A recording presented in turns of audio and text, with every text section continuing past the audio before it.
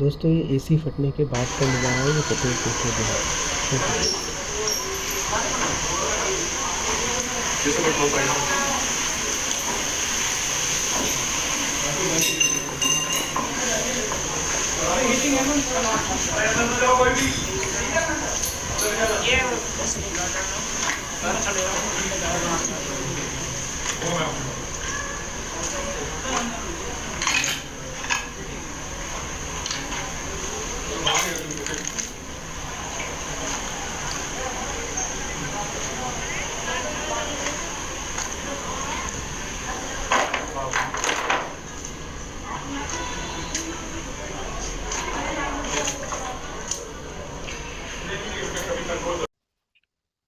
दोस्तों आजकल आप एक खबर बहुत देख रहे हो कि एसी क्यों ब्लास्ट हो रहे हैं। दोस्तों ये खबर जो है ये हम सबको सोचने पे मजबूर कर देती है और हम सबको डर लगने लगता है। आजकल तो ये हाल हो गया है कि अगर आप कोई भी न्यूज़ देखते हो कि एसी ब्लास्ट हो रहा है तो आपको ये लगता है कि कहीं आप ही रात को सो रहे हो, आपके कमरे में ना होने लगे। कहीं ऐसा ना हो जाए कि आप अपने बच्चों के साथ, आपके छोटे बच्चे दूसरे कमरे में सो रहे हैं तो उनको कोई प्रॉब्लम ना हो जाए। तो दोस्तों इसके पीछे मैं आपको इस वीडियो में एक लेटेस्ट वीडियो भी दिखाऊँगा जो दिल्ली के पास नोएडा का है, जहाँ पर एक रिसेंटली एक एसी ब्लास्ट हुआ है और उसके एक छोटी सी फुटेज मैं आपको दिखाऊँगा। उससे पहले दोस्तों ये जानने की कोशिश करते हैं, अलग-अलग आर्टिकल्स में ये खबर है कि आप एसी को ब्लास्ट होने के डर को कैसे बचाएँ और अगर आप ये गलतियाँ कर लेंगे तो आपका एसी कभी भी ब्लास्ट नहीं होगा और एसी किस तरीके से ब्लास्ट होता है उसके बारे में जानकारी दी गई है। तो दोस्तों सबसे पहला ये है कि आपको अपने एसी को मेंटेन कराना है। आपने क्या होता है कि लोग कोई रेंट पे रहता है, कोई अपना एसी पर्सनल यूज़ करता है, लेकिन कभी भी गर्मियाँ आने से पहले दोस्तों अपना एसी कोई सही नहीं कराता। तो होता क्या है कि जब आप अपना एसी स्टार्ट कर रहे हो यूज़ करना, तो आप अपने एसी को मेंटेनेंस करवाइए, उसकी अच्छी तरीके से डीप क्लीन कराइए और उसके बाद जब आप एसी बंद करते हो, अगस्त सितंबर में जब आप एसी यूज़ करना बंद करते हो, तो भी दोस्तों आप उसको अच्छे से मेंटेन करा के एक बार सफाई करा के तब करिए। अब देखिए दोस्तों ये कुछ पॉइंट हैं जैसे एटी एसी फटने के पीछे क्या कारण है? तो सबसे पहला तो है दोस्तों कि कंडेंसर जो होता है उससे गैस लीकेज होती है। आप पढ़ सकते हैं दोस्तों देखिए, विशेषज्ञों का कहना है कि कंडेंसर से गैस लीक होने से एसी से जुड़ी दुर्घटना देखने को मिल सकती है। जब भी गैस कम होने से कंडेंसर पर ज़्यादा प्रेशर पड़ता है, इससे वो अधिक गर्म होने लगता है।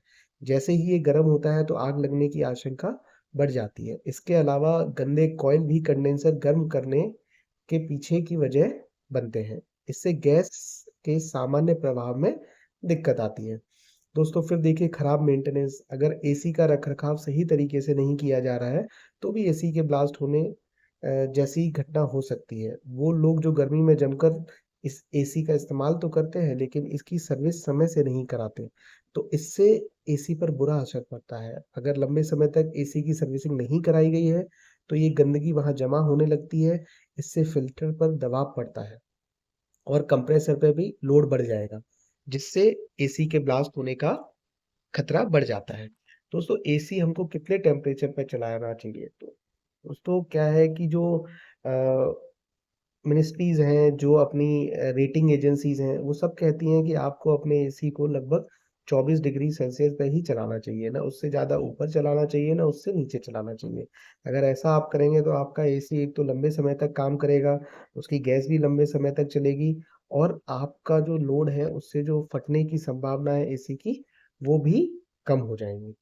तो दोस्तों इसके अलावा हम आपको एक और आर्टिकल दिखाते हैं जो ये है दोस्तों, भीषण गर्मी में क्यों लगातार ब्रांडेड कंपनियों के एसी फट रहे हैं।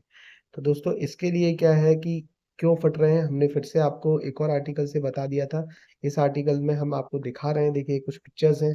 कभी-कभी जो बाहर यूनिट लगी हुई है वो यूनिट फट जाती हैं, कभी आपका जो इंटरनल यूनिट है वो यूनिट फट जाती हैं।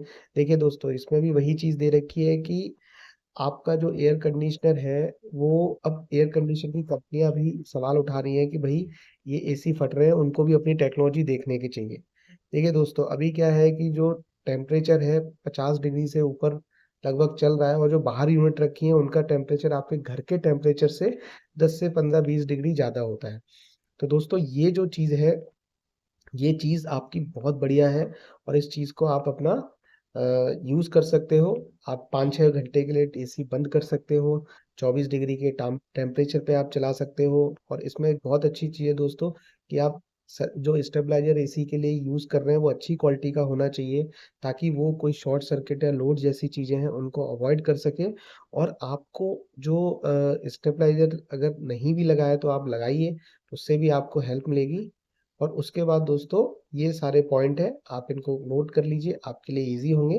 और आप इस वीडियो को लोगों तक पहुँचाइए। मैं फिर से रिपीट कर देता हूँ, सबसे इम्पोर्टेंट पॉइंट है कि आप अपने एसी की रेगुलर सर्विस कराइए। दूसरा पॉइंट है कि एसी को रोक-रोक कर थोड़ा गैप दीजिए, उसे भी साँस लेने दीजिए और फिर चलाइए। तीसरा पॉइंट है दोस्तों कि एसी को स्टेबलाइज़र यूज़ करके ही चलाएँ। अगर आपके यहाँ वोल्टेज फ्लक्चुएशन नहीं होता है, तो आप एक बार को नहीं यूज़ कर सकते, लेकिन अगर आपके यहाँ यूज़ करना है, आपके यहाँ वोल्टेज फ्लक्चुएशन होता है, तो आप एसी को ज़रूर यूज़ करिए। और दोस्तों, इसको क्या है कि आपको अगर यूज़ करना है, तो आप एसी को पूरे मैनुअल के साथ उसकी सर्विसिंग कराएँ। अच्छे जो मेंटेनेंस टीम होती है, उसी से ही सर्विसिंग कराएँ और इसको सही करके रखिए। दोस्तों, ये जानकारी लोगों तक पहुँचाइए, अपनों को सुरक्षित रखिए, आप भी सुरक्षित रहिए। धन्यवाद दोस्तों।